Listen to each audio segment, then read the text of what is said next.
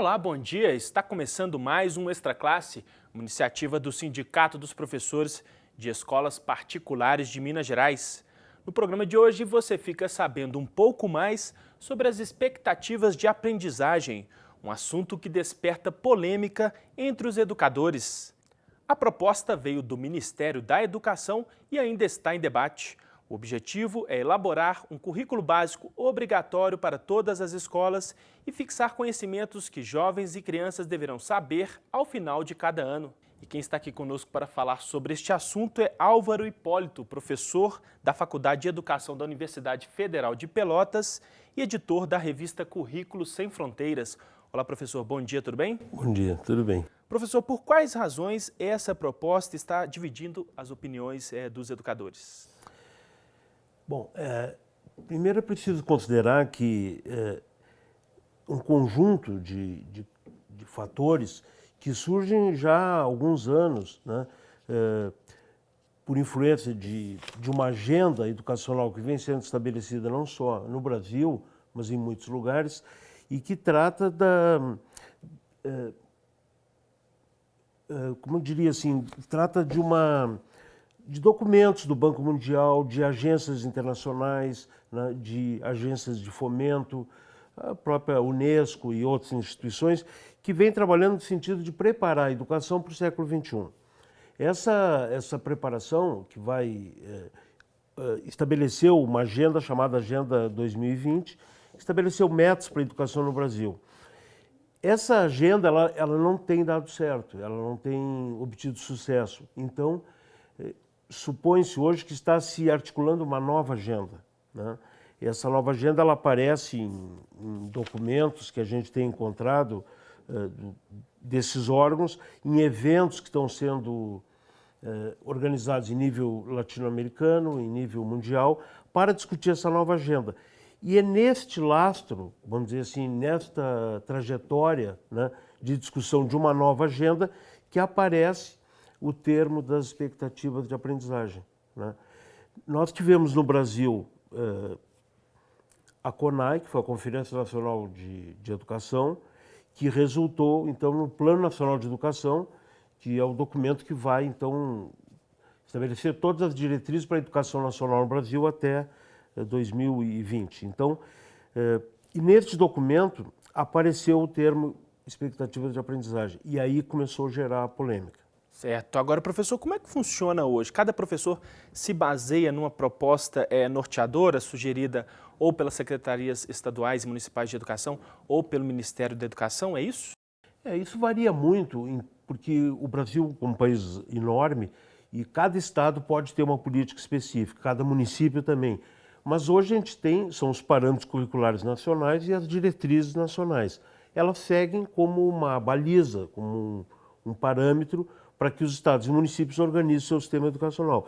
Então, a maioria das redes públicas de ensino segue esse tipo de orientação. Certo. Você, então, não vê problema na ausência hoje de um currículo comum que seria obrigatório a todas as escolas? Não vejo um problema porque, ao contrário, a ideia de um currículo nacional é uma ideia muito contestada no pensamento educacional, porque ao estabelecer um currículo nacional, e se ele for um currículo muito rígido, né, certamente determinadas culturas, das culturas de grupos de minorias, elas ficarão excluídas, né, e tende a se trabalhar com uma cultura mais padronizada, mais hegemônica, o que poderia, evidentemente, incorrer num currículo bastante injusto. Certo. Agora, professor, os que defendem essa proposta se valem de quais argumentos? Os argumentos são muito sedutores, porque qualquer pessoa, educadores e cidadão comum, se sente atraído por essa ideia de que, olha, se vamos desencadear um processo de ensino, há que se ter expectativas de aprendizagem. E o que seriam essas expectativas? Seriam o estabelecimento de algumas metas para os diferentes níveis de ensino. Então, para alfabetização, quais são as expectativas de aprendizagem, para ensino médio, etc. Então, é uma ideia assim, bastante sedutora nesse sentido, né? O problema dela, então esse é o principal argumento, eu diria, olha, tem que estabelecer expectativas de aprendizagem, uma coisa natural, tanto que em algumas instituições muito interessados nesse tema, chegam a dizer que há um consenso em torno disso, né? Que há argumentos científicos e argumentos psicológicos, né, de que há necessidade de estabelecer essas expectativas de aprendizagem, o que é muito contestado por outros. Certo. Quais são os riscos, então, dessa proposta? Os riscos são que, ao estabelecer expectativas de aprendizagem, é sinal de que tu vai estabelecer determinados conteúdos que terão que ser atingidos, metas que terão que ser atingidas. E como é que essas metas são, na prática, avaliadas? Através do sistema de avaliação. Então, os exames, os testes padronizados, e isso é o que tem desencadeado em muitos países, né, avaliações não muito positivas desse processo. Muito embora chegue para nós a ideia de que isso é extremamente positivo, que a educação tem melhorado, não é o que a gente tem visto. Então, na verdade, há uma regulação via avaliação do que deve ser aprendido em cada escola, em cada lugar. Pois é, porque o argumento do Ministério da Educação é justamente esse, para garantir que todos os alunos de todo o país terminem cada série com um conhecimento básico adquirido. No entanto, tem um livro muito importante que foi lançado há pouco, de uma educadora americana chamada Diane Ravitch. Ela foi uma incentivadora desses programas nos Estados Unidos. E hoje ela faz uma autocrítica, publicou um livro, então, muito importante, chamado A Morte e a Vida do grandioso sistema escolar americano, em que ela mostra que todas essas políticas de padronização de conhecimento, que nada mais é do que estabelecer expectativas de aprendizagem, o sistema de exames, inclusive fechando escolas, né, nos Estados Unidos, com demissão de professores, se as escolas não atingem um padrão mínimo, que seria as expectativas de aprendizagem. E ela vai mostrando, então, como é que todo esse modelo foi falindo, né? E hoje, praticamente, o sistema educacional está muito aquém das metas que estão previstas e muito aquém das metas que eram atingidas regularmente pelo sistema público de ensino. Certo. Professor, eu vou convidá-lo para assistirmos a uma reportagem feita pela nossa equipe sobre este assunto. Logo em seguida a gente volta a conversar. Vamos lá? Também. O Ministério da Educação se prepara em 2012 para decidir, junto às mais diversas esferas da educação brasileira, que tipo de currículo nacional será usado no país. Em 2011, o Conselho Nacional de Educação concluiu a elaboração das novas diretrizes curriculares para todas as etapas da educação básica, da educação infantil ao ensino médio, atualizando a Lei de Diretrizes e Bases de 1996 e os Parâmetros Curriculares Nacionais de 1997. Agora, a discussão é sobre a necessidade de complementar as diretrizes com o que foi denominado de expectativas de aprendizagem, uma relação de conhecimentos que os jovens deverão saber após o encerramento de cada série ou ciclo, junto às condições necessárias para que essa aprendizagem aconteça. O tema ainda é incipiente para os professores e controverso para os especialistas em educação. Na sala de aula, professores apontam que a unificação dos currículos pode auxiliar na redução das diferenças de conteúdo percebida por alunos que mudam de escolas, principalmente quando a mudança é de um estado para outro ou da rede pública para a rede privada. Se for para dar autonomia para o professor, permitir que ele faça um trabalho embasado e sabendo que ele está em comunhão com vários professores do Brasil inteiro, no meu ponto de vista, isso é benéfico. Principalmente em relação às escolas públicas, a gente não tem hoje um parâmetro que oriente o trabalho do professor e que depois permita, inclusive, uma cobrança sobre o trabalho do professor e sobre os próprios alunos. Então, estabelecer o currículo de maneira específica, as diretrizes nacionais, é relevante para o nosso trabalho, para que a gente direcione melhor o conhecimento dos alunos e para os próprios alunos que teriam uma garantia de que em todas as escolas estaríamos ensinando tudo adequadamente. Para esta especialista em educação, ainda existe um alto grau de desconhecimento sobre o que são as expectativas de aprendizagem. Segundo ela, ao aprofundar o estudo do tema, é possível perceber os efeitos negativos desse currículo unificado e obrigatório. Nós temos um conhecimento que é próprio de cada contexto, ele é contextualizado. Então, à medida em que a gente estabelece saberes, conteúdos, que as pessoas, dentro de um determinado tempo, devem dar conta dele, nós estamos padronizando algo que não é padronizável. As pessoas têm processos históricos, culturais distintos, formas de aprender distintas, e é isso que é o problema. Agora, professor, entre os educadores e você também, que não defende uma proposta curricular básica para todo o país, obrigatória, como é que deveria ser, então, uma proposta curricular hoje? Quais aspectos deveriam ser considerados? As propostas curriculares que estão em andamento, acho que a gente já tem estabelecido as diretrizes nacionais curriculares. Acho que isso pode servir como uma orientação para as escolas, para as redes de ensino, né? Um exemplo que tem sido muito utilizado para justificar a padronização curricular, currículos mais definidos, é o resultado do exame PISA, que é o exame internacional que o Brasil participa também, que é um programa internacional de avaliação de estudantes. O país que melhor resultados tem obtido nesse exame é a Finlândia. Então, quando a gente vai olhar o sistema da Finlândia, a gente vai ver que eles não têm um currículo nacional, eles não têm um sistema de avaliação com expectativas de aprendizagem muito definidos, ao contrário. O que eles têm é um investimento muito forte na educação, na escola pública, em todos os níveis, né?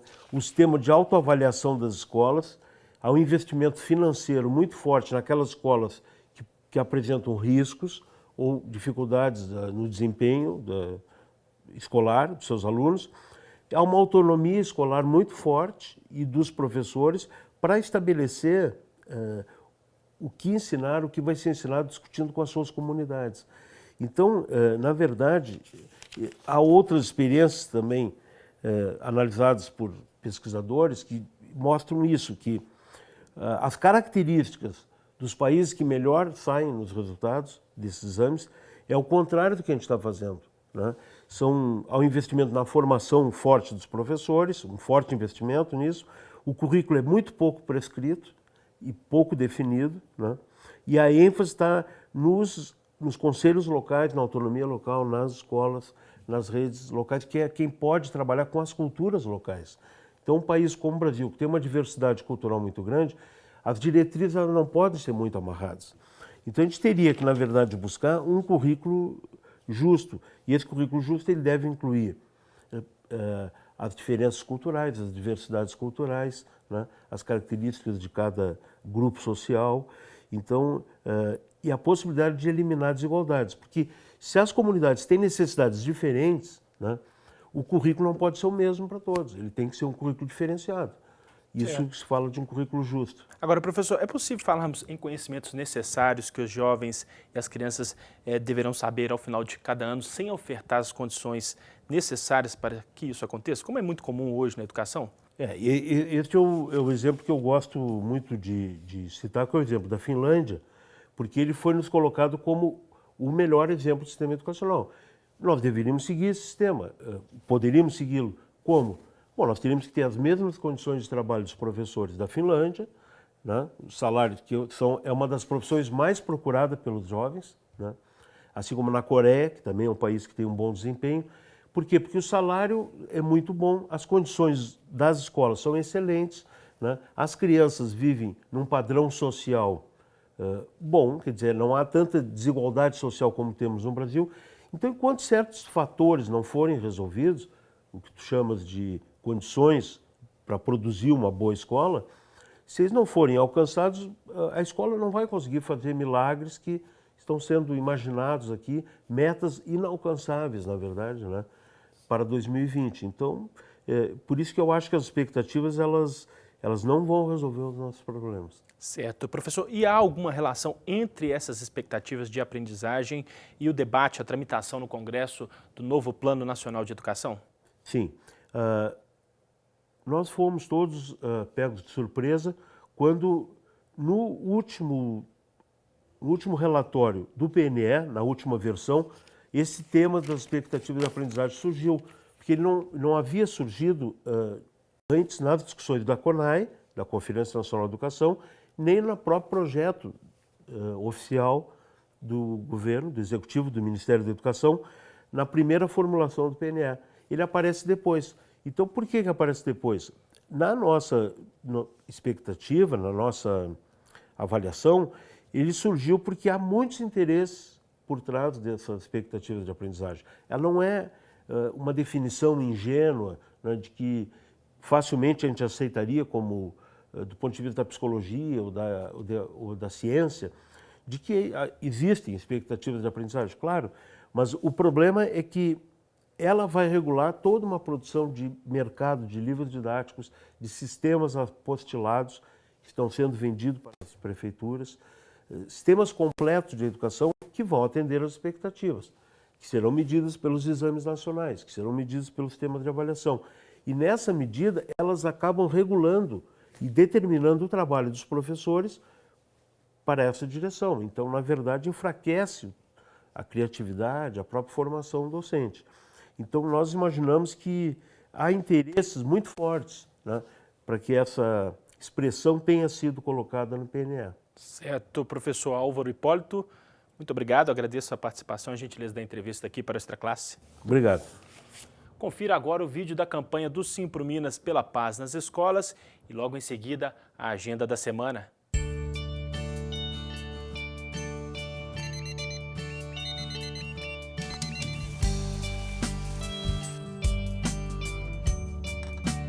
Tem algo errado quando, em dia de prova, o professor fica mais nervoso que os alunos. Tem algo de errado na escola. É hora de corrigir.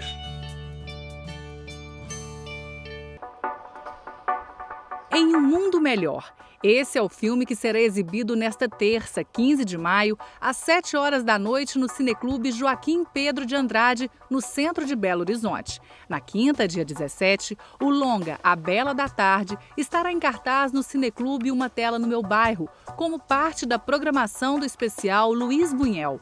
Já em Poços de Caldas, o projeto Cinema, Luz e Reflexão exibe o filme Trabalhar Cansa, nesta terça, às 8 horas da noite no prédio do Manhattan.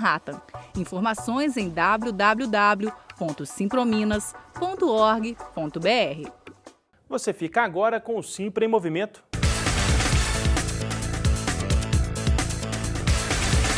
Os professores de escolas particulares de Belo Horizonte e região fazem assembleia nesta segunda-feira, às 7h30 da noite, na sede do sindicato.